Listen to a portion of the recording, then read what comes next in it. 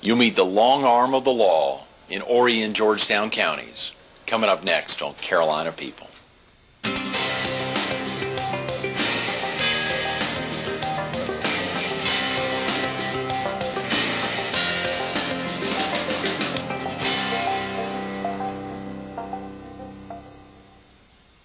Good morning. Welcome to Carolina People. This morning we're at the Myrtle Beach Herald, the oldest locally owned newspaper in Myrtle Beach. Its office is here at the Myrtle Square Mall. And we're visiting with Greg Hembree, the solicitor for Horry and Georgetown County. Good morning, Greg. Good morning, Greg. It's a Thanks pleasure so much to be for here. being with us my this pleasure. morning. Thank you very much. How exciting to finally get you in. I think I've been talking to myself for a heck of a long time about I got to get that Greg Hembree in. He's such a superstar. What can we do to get him in? Well, I'm glad we finally got a chance to get together. And your schedule's so tough. Your mornings must be hectic. They're pretty busy with 3 kids and getting the children off to school and then getting to Conway.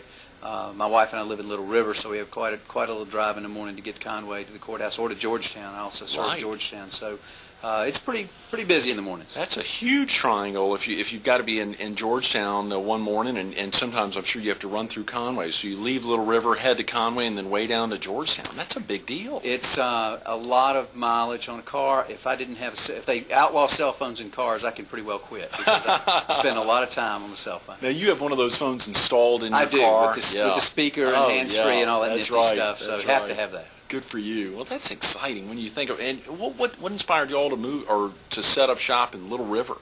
Well, when we first moved to Horry County, we moved to North Myrtle Beach, and I served as the city attorney and city prosecutor for North Myrtle Beach before I was elected to the office of solicitor. Mm-hmm. So we obviously lived in the area where I worked, and that made good sense.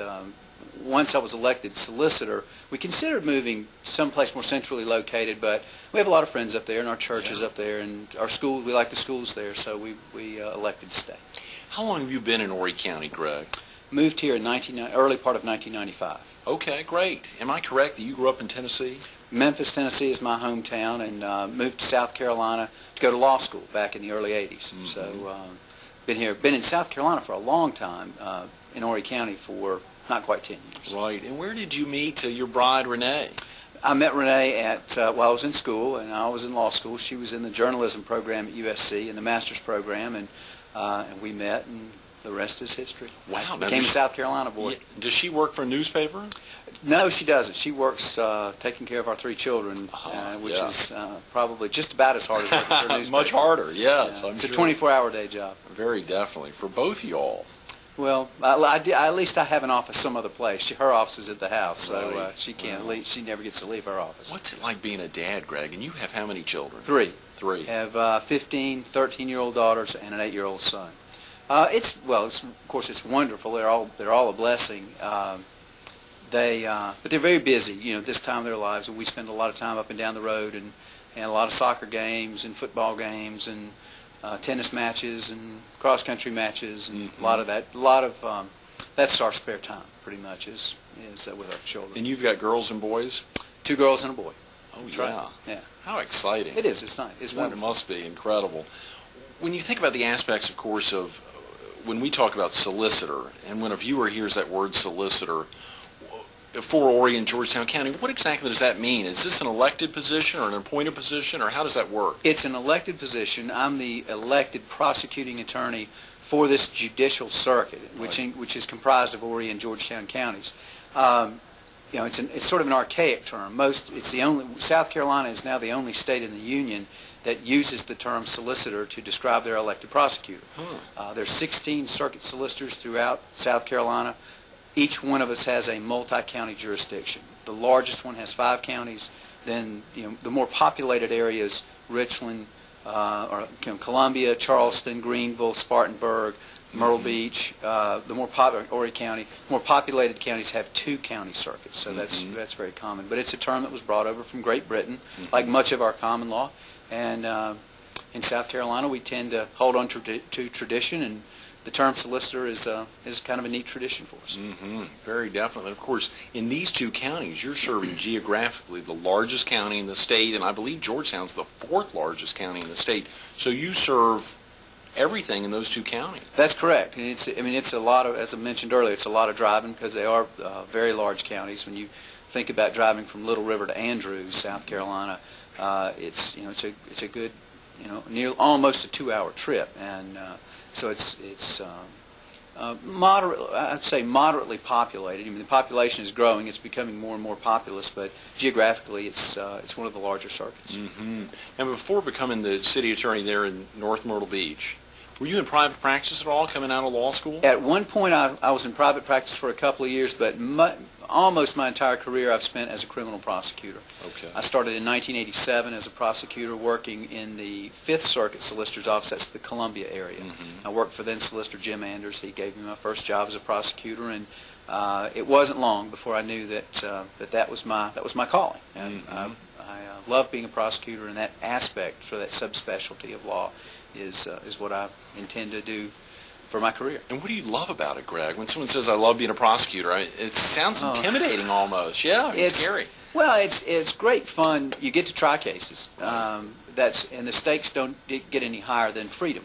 Right. And that's really what's at stake in a criminal prosecution. You get to deal with some people that have really been hurt as far as victims in cases. And you work with people that have lost children, that have lost spouses, if it's a murder case, something like that, or a drunk driving felony DUI case, people that have been, their homes have been violated by burglars, people that have been assaulted or raped. So they are in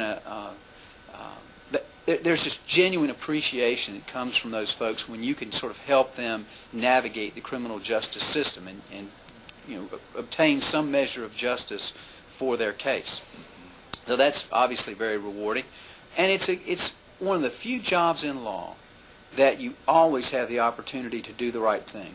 One of the things about a prosecutor, I think that sometimes Hollywood might portray the prosecutor as sort of this hard-driving, win-at-all-cost, political animal. And I know every one of the elected prosecutors in South Carolina. There's not a single one that's like that. Our job first is to see that justice is done. It's not about getting convictions, it's about doing the right thing. And if doing the right thing means to dismiss a case or to reduce a charge or to put somebody on probation or put them in some sort of diversion program, then it's wonderful. That's a victory. And so you always have an opportunity as a prosecutor to do the right thing. Some cases the right thing is to prosecute them to the fullest extent of the law, and that's good too. So I think that's probably, if you had to pick one thing, I have a lot of things I love about it, but if one thing, you always get a chance to do the right thing. And that's a rewarding. That must be very rewarding. It is. Absolutely. And Greg, when you think about justice and the use of that word, in South Carolina, is that black and white? I mean, are you working a scenario that, or is that, do you mind me, let's talk a little bit about plea bargaining. Okay. Is that something that happens in Horry and Georgetown County? When we think about it, what exactly is plea bargaining? Just give the viewers a sense of that. Well, it's a term that has sort of a bad connotation. I think that people hear the term plea bargain and they automatically assume that you're just giving away the courthouse to some defendant who, instead of going to jail, is going to be released back on the streets to commit crimes. And that's just not accurate. I mean, that's a mischaracterization. A plea bargain is nothing more than an agreement reached by lawyers, litigants on both sides of an issue. Mm-hmm. It's a settlement of essentially what the defendant will plead to, right, and what sort of sentence that defendant will receive, or a sentence range. Many times it's just within a sentence range. Mm-hmm. I think it's an essential thing, but I don't think in and of itself it's a bad thing. It's like any other agreement or any other contract. You have good ones, you have ones that aren't so good. Once in a while we'll enter into a contract or a plea bargain that over the course of time we realize wasn't a good arrangement. It wasn't a good contract, because let's say you do allow somebody to plead guilty but get back out, get on probation, mm-hmm, give them a chance to try to straighten themselves out, and 6 months later they're back in trouble. Well, obviously they fooled us. They tricked us. It was a bad deal for us. Mm-hmm. But on the other hand, we have a lot of cases where because of the plea bargain, the person goes to jail for a definite period of time, and everybody concerned, including the victims and their families, friends, are satisfied. We've saved money, we've saved time, we've saved appeals. It's a very efficient manner of disposing of cases. And quite frankly, without it, I don't know that, I don't know, the cost of the criminal justice system would probably increase 5 to 10-fold. And I don't know if that, And that time aspect for the victim is so difficult. I mean, they Correct. want to get something resolved at some level so they can get it off their mind and move on. And not only the victim, but even the defendant. Defendants Absolutely. feel more responsible. It's like a bad debt. Committing a crime or having criminal liability is almost like a civil liability. I believe that the longer that charge is pending, the longer it lays out there without the defendant being held accountable, the less responsible they feel for it. They just sort of sweep it under the rug. Right. So the real trick there is if you can kind of strike while the iron's hot. Mm-hmm. The defendant knows what they did. They know what they're responsible for, and if you can move on that quicker, then usually you could get a better. Justice is more accurately served, I guess. You get better result. And I want to stress, Greg, obviously I had thought about certain questions that related to you, but I also talked to my father, and I just throw that out, who's a criminal law professor at Duke Law School, and he thinks a lot about this, and he threw out some good questions just to talk about the difference between federal and in South Carolina, particularly Horry and Georgetown County, just to think of certain things. So, of course, this is a people-related show, but at the same time, these are some interesting things. I wanted to talk a little bit about sentencing guidelines. Federal courts have sentencing guidelines. Is that something that happens in South Carolina, in particular in Horry and Georgetown County? We do not have sentencing guidelines in South Carolina. There have been some efforts made to institute some sentencing guidelines and some experimental programs that have been tried. Sentencing guidelines at this stage are almost uniformly criticized in the federal system. I mean, it was something that sounded good on paper. And of course, sentencing guidelines, to define them, if a defendant has a certain score based on their prior criminal history and the crime they committed, and then they have a whole laundry list of other considerations based on a certain score, determines what type of sentence that defendant will get. Well, it sounds very objective. It sounds like scientific, and it ought to work. What it does is it removes the judge's discretion. It takes away the discretion from the judge and really invests that discretion in the hands of typically a federal Department of Probation, Pardon, and Parole Services employee, kind of a low to mid-level federal bureaucrat. And that frightens me, quite frankly. I've never been an advocate of sentencing guidelines because I've worked some cases where they were involved. And if the probation agent liked you, then your guy did better and didn't get as much of a sentence. But if they didn't like you, if they wanted to stick it to you, they could make it very difficult for you. It felt a lot like dealing with the IRS. So I didn't like it. I've never been an advocate of that. And I feel like judges are elected judges because of their discretion, because of their judgment. And if you remove their judgment, we don't need them. Why are we using judges at all? Why don't we just let this low-level federal bureaucrat get on the bench and let him do all the sentences? It's a lot cheaper. So I'm not an advocate of sentencing guidelines. I'm glad we don't have them in South Carolina. I think the movement towards state sentencing guidelines is pretty well dead in the state. I believe that's a good thing. I believe we've got good judges in the circuit. We've got good judges throughout the state of South Carolina that have good, they have good experience, and they know the value of a case, and they know what the sentence should be. So I'd rather trust that with a judge instead of a government, kind of a government employee. Good. That's very interesting. Dad was pointing out that that this summer at the American Bar Association's annual meeting, that Supreme Court Justice Anthony Kennedy had talked about mandatory minimum sentences, and I guess he'd complained a little bit about them. What exactly is mandatory minimum sentences? Does that tie into what we were just talking about at all, or? Not as much. It doesn't have as much to do with the sentencing guidelines as it does with the statutory scheme that's enacted in federal or state legislatures. In South Carolina, we have a lot of crimes that carry mandatory minimum sentences. Personally, I generally favor mandatory minimum sentences for certain crimes. These are typically very, very serious crimes. Armed robbery would be a good example. It carries a mandatory minimum sentence of 10 years. So, and that is a no parole offense. So you have to serve at least 85% of that under South Carolina law. There's always the discretion to reduce that charge. When you find the exceptional situation where even though it might be an armed robbery, it's not as bad, or the participant had a low level of conduct or participation in the crime, there are ways to reduce those charges and to address that, have the appropriate amount of time to fit the crime. There are ways to accomplish that even with mandatory minimums. So I think I'm not opposed to that, but we have much fewer mandatory minimums than the federal courts, and I suspect that Justice Kennedy was speaking more about the federal system than our system.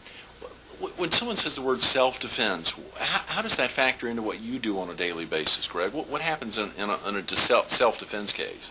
Greg, one of the things that I probably get as many questions about as anything is self-defense by members of the public. Everybody kind of wants to know, well, if I shoot a burglar and they run out of my house, should I go out in the yard and drag them back into the house? And that you don't need to. The answer is no. Don't mess up your carpet. I mean, there's no need for that. But there is in South Carolina a concept known as the law of self-defense. Law of self-defense essentially says, and I'm going to keep it simple because it can get quite complex, but essentially says that a person has the right to protect their person, protect their property with the appropriate force necessary to repel the attacker. A person also has a duty to retreat unless they are in their own business or their own home, or a member of their family is threatened and can't get away, and they can't retreat. So it's not something that you just somebody in traffic bows up at you and you got right to take a shot at them or smack them around. You don't. But if you're in your home, you always have an absolute right to defend your home or to defend your business, and I think that's an important thing for both business owners and homeowners to appreciate, as well as defendants. Somebody that thinks they're going to break into a house, it's a risky business, and if somebody shoots you, we're not going to prosecute them. I mean, if you're breaking into somebody's house, we're going to obviously assess the facts. But if it reveals that that's what the situation was, then you're on your own. And how about if you're an employee of a business? If you're not the employer itself? No, are you given the same rights as the employer? Yes, you stand in the shoes of the employer. Okay. So you have the same rights to defend your property, essentially, even though it's not, by title yours. It's constructively it's yours if you're an employee of that business. Right. If a case is brought up that you're not involved in, let's say it's on a national side, this is an entirely separate thing, but the insanity defense, when we think about this, Lee Boyd Malvo, or the Malvo, anyways, the last name I remember, and the young child or the young man who potentially was going to use the insanity defense as it relates to the sniper shootings up in the D.C. area. What are your thoughts on the insanity defense? Well, insanity is a valid defense.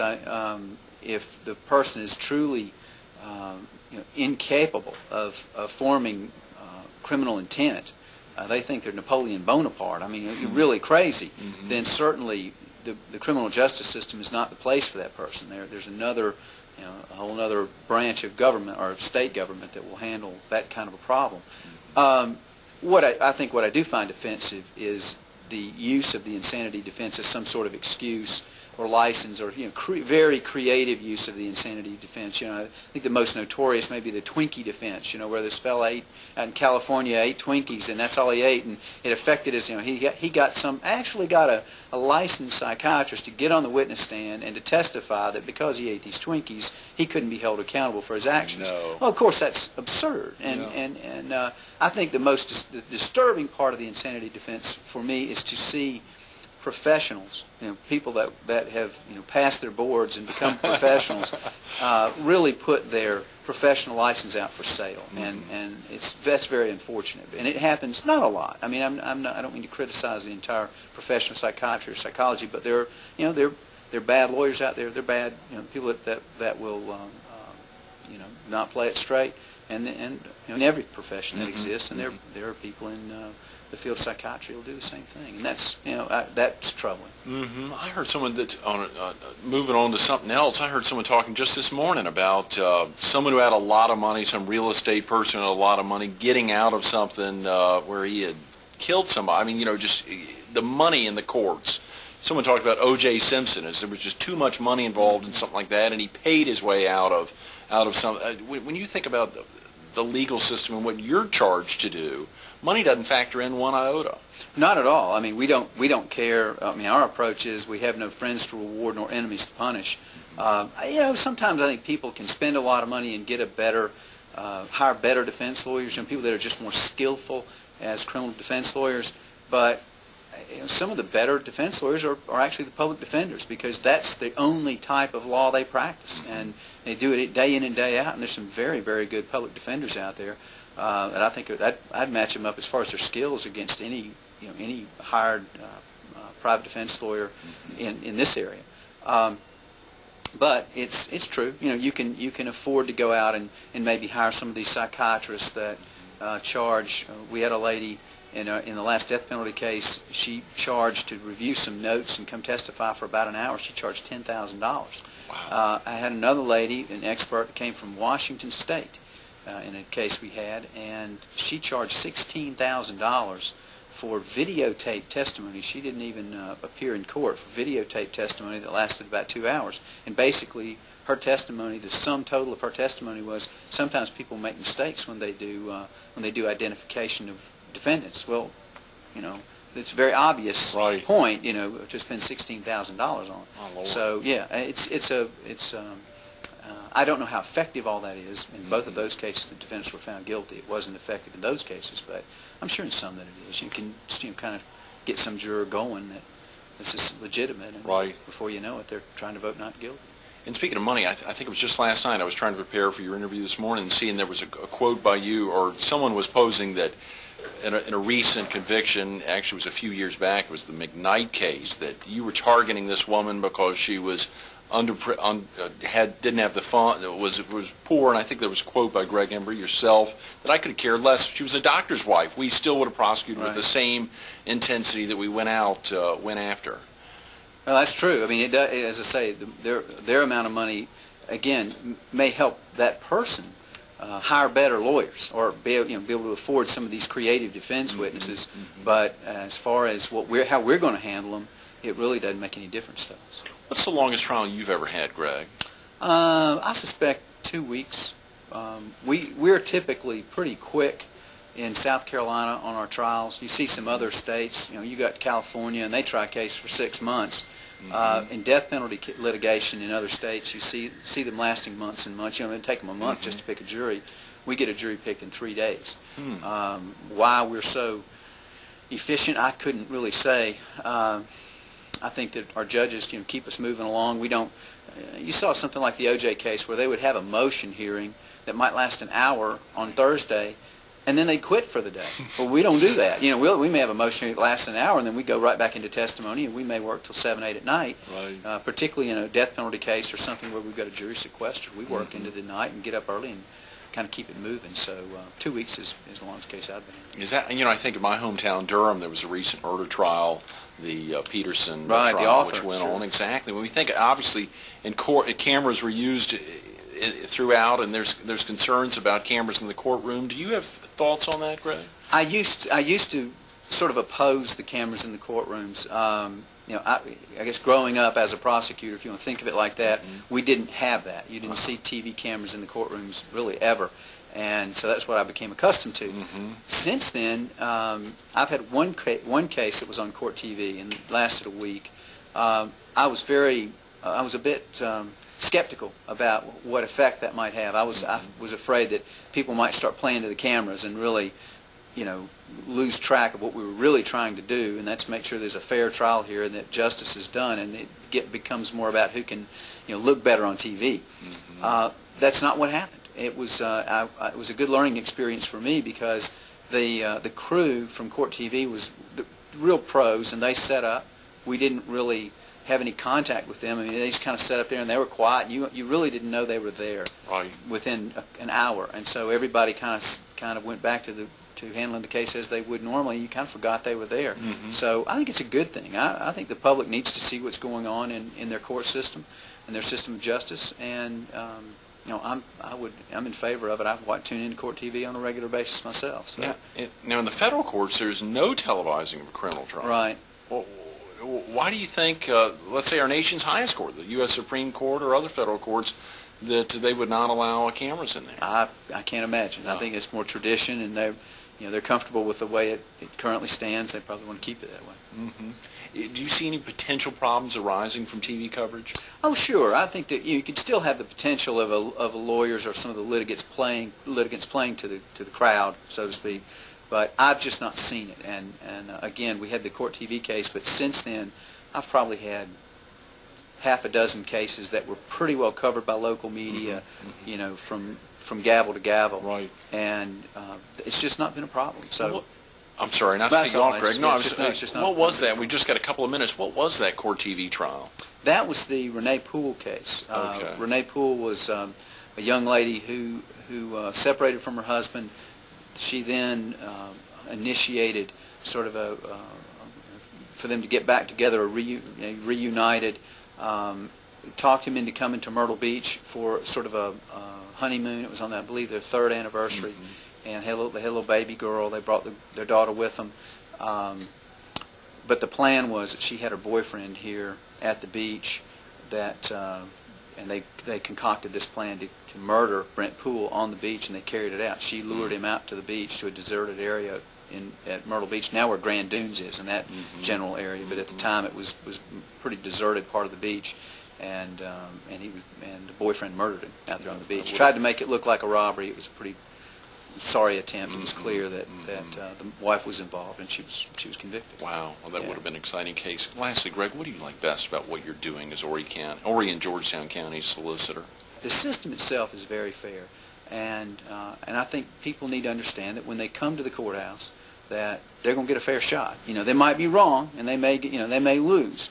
But it's going to be a fair loss. It's not going to be because the table was tilted against them. The lawyers in our office work real hard to discharge that responsibility, and I feel like we've done a good job of that. I think people pretty well have confidence in their judicial system, their criminal justice system here in Horry County and Georgetown County. You heard it. You heard him say it. If you've been sitting here 30 minutes, you would have heard him say it many, many times. And I think the word of protecting our freedoms were explicit in everything Greg said. Greg, thanks so much for being with us this morning. Thanks for having me. My pleasure. Absolutely.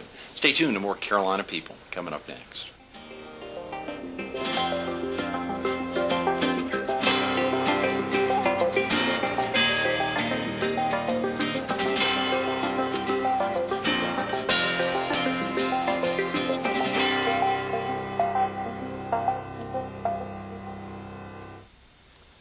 We want to thank Greg Hembree and all the lawyers and staff of the 15th Circuit Solicitor's Office for making today's Carolina People so special.